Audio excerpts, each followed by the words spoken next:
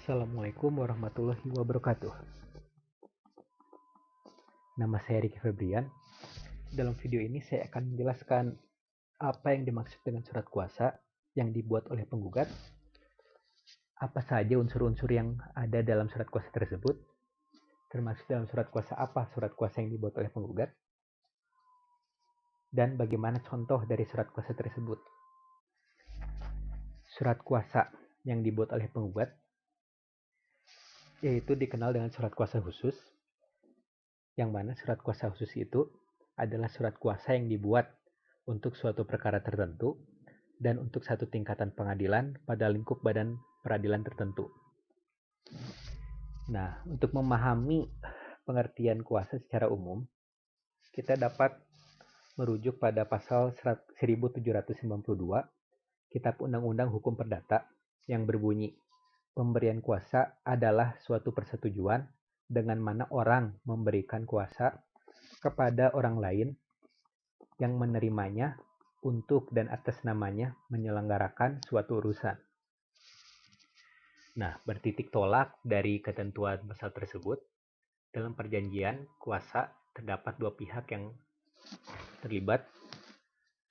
Yang pertama adalah pemberi kuasa. Pemberi kuasa dalam surat kuasa yang dibuat oleh penggugat, yaitu adalah penggugat itu sendiri, yang memberikan kuasanya kepada penerima kuasa, yang mana adalah pengacara atau advokat. Dalam pembuatan surat kuasa ada beberapa unsur yang biasanya dimuat dalam surat kuasa.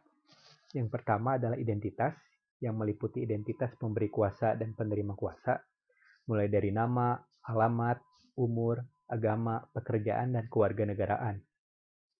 Kemudian ada hal yang dikuasakan, lalu hak yang diberikan kepada penerima kuasa, tempat dan tanggal surat dibuat, dan tanda tangan dari pemberi kuasa dan penerima kuasa. Saya telah menyediakan contoh dari surat kuasa penggugat. Seperti yang saya jelaskan sebelumnya, surat kuasa penggugat adalah surat kuasa khusus yang diawali dengan judul, yaitu surat kuasa. Kemudian ada nomor surat, yaitu nomor surat itu dibuat, identitas dari pemberi kuasa yang meliputi nama, kewarganegaraan, agama, pekerjaan, dan alamat. Kemudian diperjelas posisi dari pemberi kuasa, yaitu pemberi kuasa yang memilih tempat kediaman hukum atau domisili di kantor kuasanya dengan memberi kuasa kepada penerima kuasa yang merupakan advokat atau pengacara. Kemudian ada juga identitas dari penerima kuasa. Nah, kemudian ada ciri khas khusus dari surat kuasa khusus, yaitu adalah tulisan khusus di sini yang menandakan ini adalah surat kuasa khusus. Sebagai penambah, surat kuasa yang saya buat ini adalah surat kuasa khusus dalam perkara perceraian. Dalam khusus ini adalah isi dari kuasa tersebut, yaitu yang meliputi hak-hak yang diberikan kepada penerima kuasa, apa saja, dan ada pula dalam surat kuasa gugatan cerai ini diperjelas lagi duduk gugatan apa, yaitu untuk dan atas nama serta guna kepentingan hukum pemberi kuasa. Penerima kuasa dikuasakan mewakili pemberi kuasa untuk mengajukan gugatan cerai terhadap suaminya. Nah, dalam perkara ini kita perjelas lagi siapa tergugat dari perkara ini yang digugat oleh penggugat.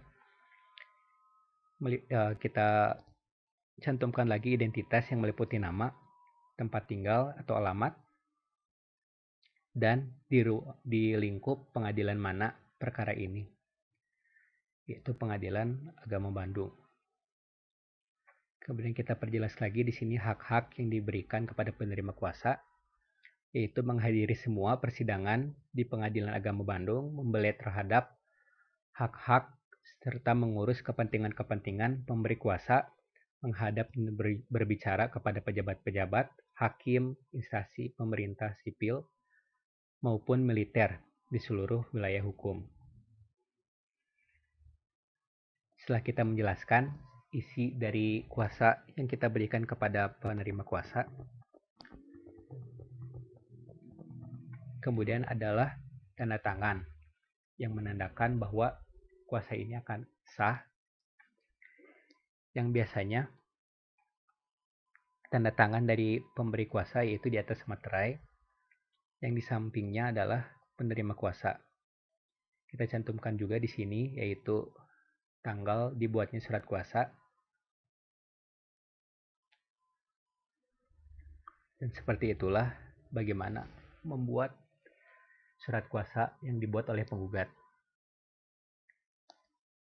Terima kasih. Wassalamualaikum warahmatullahi wabarakatuh.